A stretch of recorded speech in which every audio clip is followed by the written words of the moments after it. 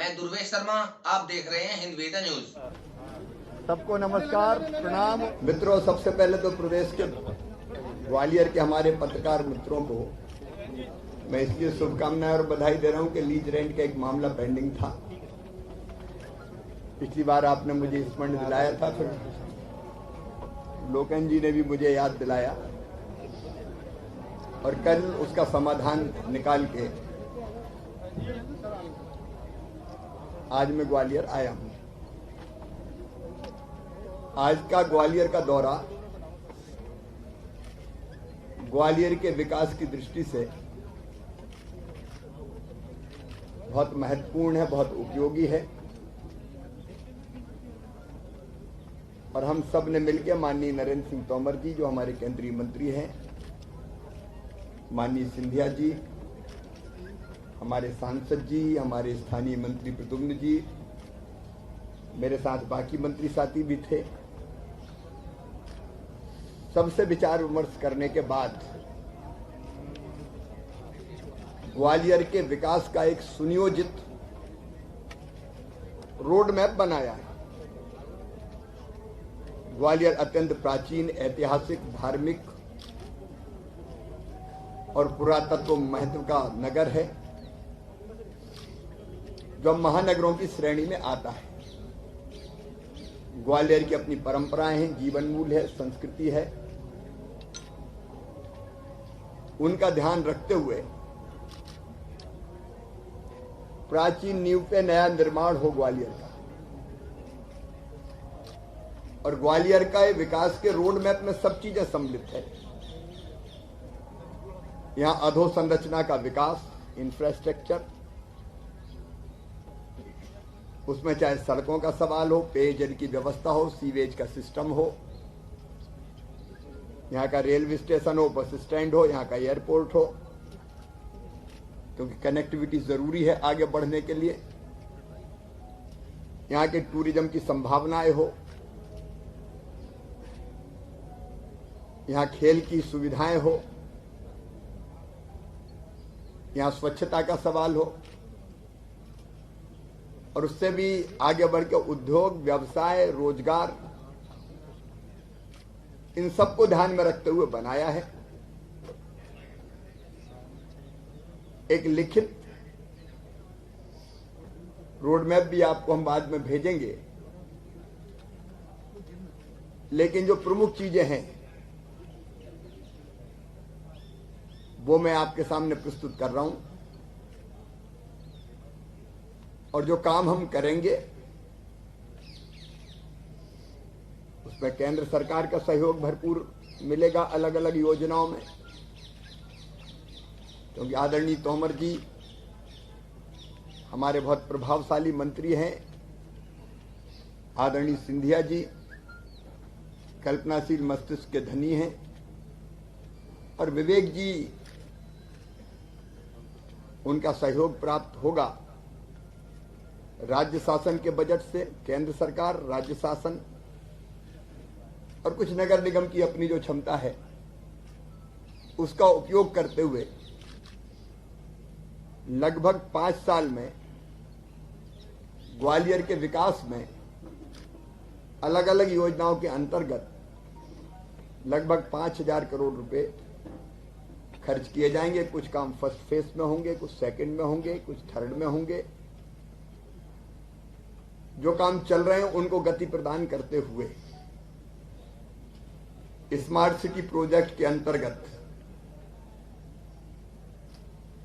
पूरे शहर का जो स्वरूप बदल रहा है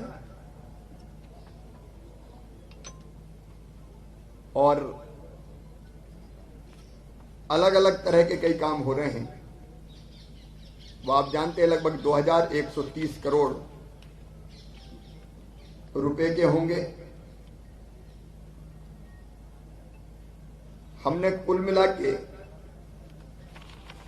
जो शहरों की सड़कें बननी है अलग अलग, स्मार्ट सिटी रोड लगभग 299 करोड़ की, पश्चिमी बाईपास ये तिरावली से पनिहार, ये 418 करोड़ रुपए का 26.5 किलोमीटर का रोड बनेगा। और इस रिंग रोड के बनने के बाद, इसके बनने के बाद पश्चिमी बाईपास के पुरानी जो सड़कें बन रही है उससे ग्वालियर का पूरा रिंग रोड बन जाएगा। और हमारी कल्पना यह है कि जो नया पश्चिमी बाईपास बनेगा वो ग्वालियर में निवेश के लिए भी उपयुक्त माहौल बनाएगा। और उसके दोनों तरफ हमारी कोशिश रहेगी कि अलग अलग संस्थाएं, जिसमें एजुकेशनल इंस्टीट्यूशंस भी रहेंगे, जिसमें अलग अलग तरह की कंपनीज भी हो सकती है, वो वहां आए।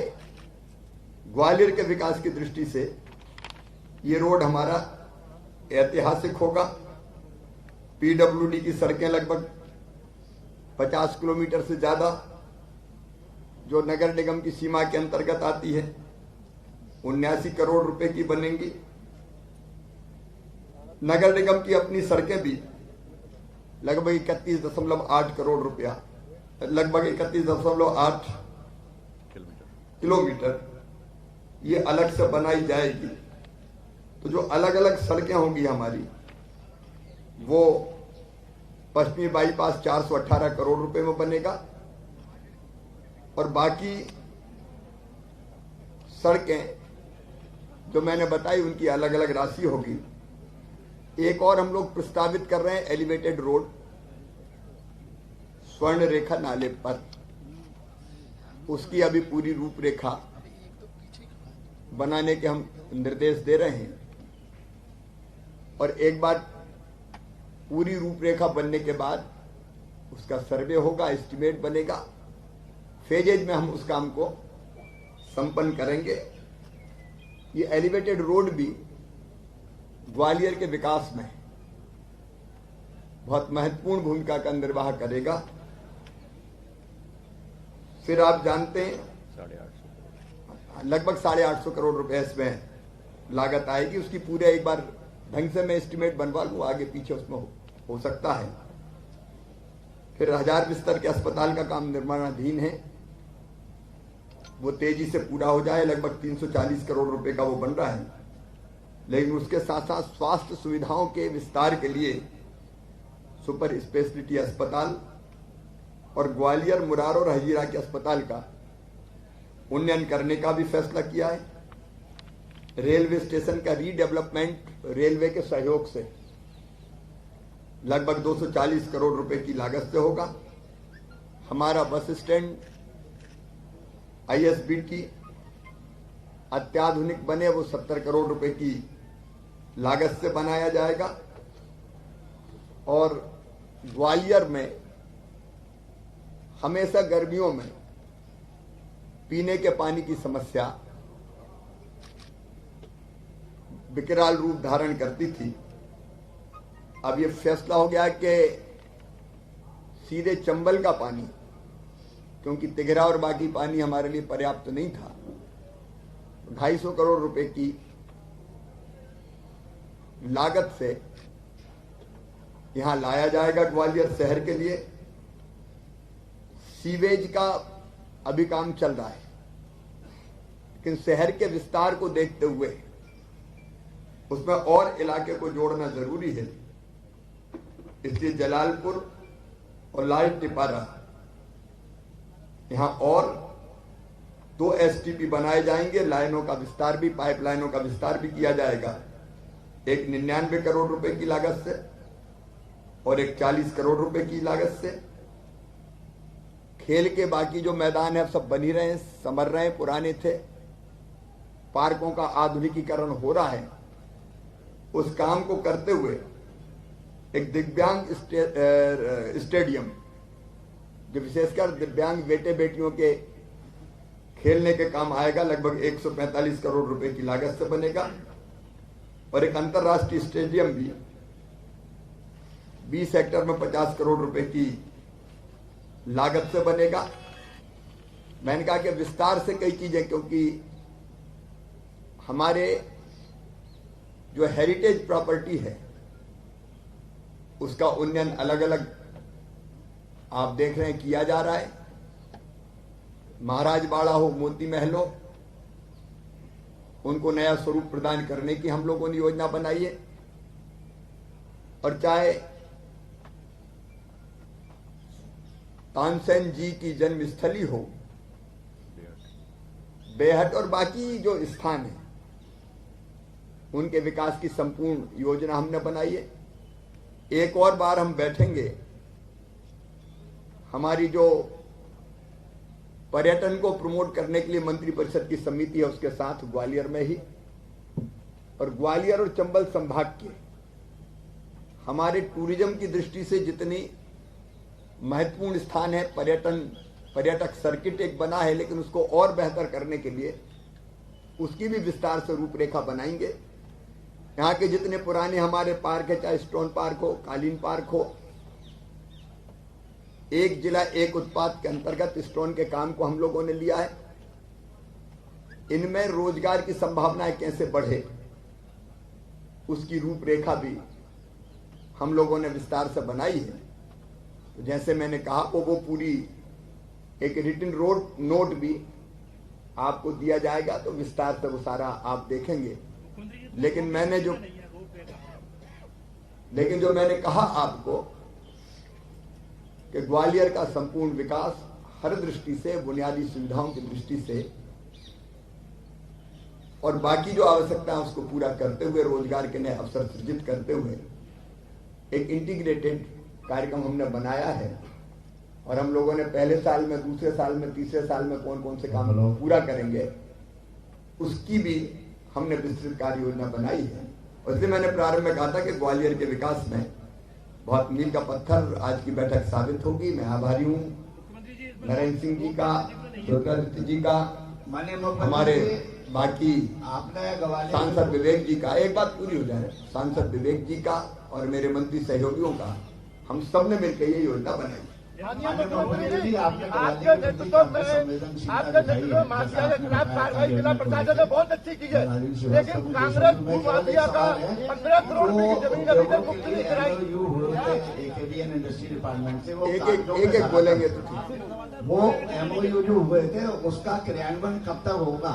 क्योंकि ग्वालियर में बहुत से उद्योग जो हैं बंद हो गए हैं, बहुत से आने में कागजों में है वो, और काफी छटनी कर दी गई है। इस पे थोड़ा सा विचार अपना व्यक्त करें। एक अगर सवाल हो जाए जल्दी, 15 करोड़ रुपए की भूमि माफी है, एक तो देखिए, अगर कोई आवेदन है तो वो अलग से दे दे। आवेदन नहीं है, आपके नेतृत्व में जिला प्रशासन ने बहुत अच्छी कार्रवाई की है, लेकिन कांग्रेसी भू माफिया की 15 करोड़ रुपए की संपत्ति वो अलग से देख लेंगे, क्या काय की संपत्ति, कौन सी संपत्ति। इतना जरूर है कि मध्य प्रदेश में प्रभावी कार्रवाई माफियाओं के खिलाफ जारी है। और मैं बताते हुए प्रसन्नता का अनुभव कर रहा हूं कि लगभग 1000 करोड़ रुपए से ज्यादा की जमीन है पूरे मध्य प्रदेश में हम लोग मुक्त करा चुके हैं। जिनने भी अपने मसल पावर और रसूख का इस्तेमाल करके सरकारी संपत्तियों पर कब्जा किया, वो तोड़ा है। आगे कार्रवाई लगातार जारी रहेगी और किसी भी प्रकार के माफिया को छोड़ा नहीं जाएगा। एक बोलेंगे उद्योग के बारे में बताइए। MOU जो हुए थे वो लोगों ने जमीन तो ले ली, लेकिन 4-5 साल हो गए उसको अच्छी तरह का उत्पादन नहीं शुरू हुआ है, तो वो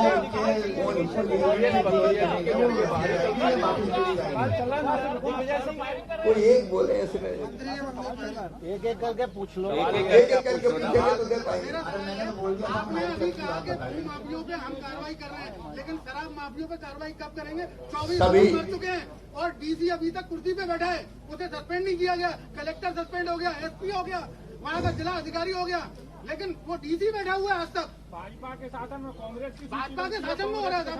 भाजपा के माफिया की सूची बनती है, देखिए, बना दो सूची और खेल खत्म करो। अरे हमारी सूची भाजपा कांग्रेस को देखकर नहीं बनती। जो गड़बड़ करेगा नहीं छोड़ा जाएगा। ये भारतीय जनता पार्टी की सरकार है, उस सरकार में तो माफिया ही बैठे हुए हैं। मुख्यमंत्री जी, एक एलिगेशन दिग्विजय सिंह जी ने लगाया कि आप तक जाता है अवैध खनन का जो पैसा है। दिग्विजय सिंह की कोई विश्वसनीयता बची है क्या? दिग्विजय जो कहते हैं लोग मानते हैं, वो कभी हो ही नहीं सकता। आप महाराज को आशीर्वाद दे रहे हैं, कोई विश्वास करेगा क्या? बताइए, उनकी क्या बात करेंगे? सवाल है मुख्यमंत्री जी, 11 साल में एक मेरा सवाल है कॉलोनी कि का आप घोषणा इसमें हुआ है। फंसे थे तो आपने 2 इंजीनियर को तत्काल निलंबित किया।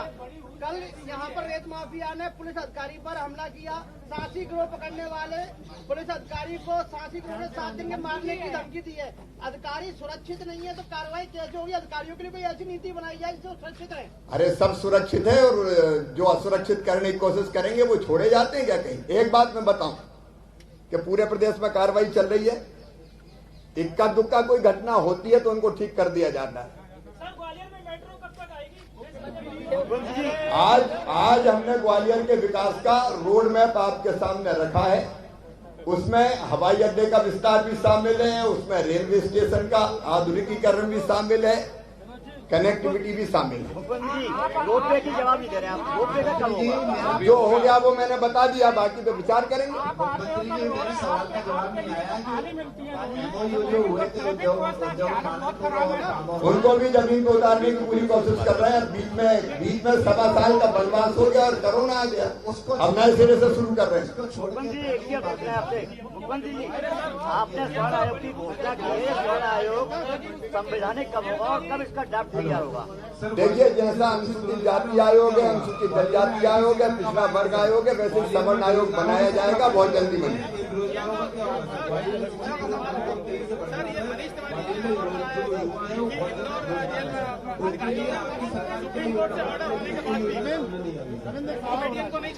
ये कौन है मुझे पता नहीं किसकी बात कर रहे हो। मेरा एक सवाल है, मुरैना में बड़ी घूसपैठी हुई है। उमा जी कहती है कि शराबबंदी मतलब उसकी जो कैंपेन शुरू करने जा रही है। आपके एक मंत्री कहते हैं कि लिकर शो बढ़ाया जाए। सरकार क्या कहती है? सरकार का कहना साफ है। मेरे मुख्यमंत्री रहते हुए एक भी नई शराब की दुकान नहीं खुली थी इतने सालों में, देखा आपने। नंबर 1।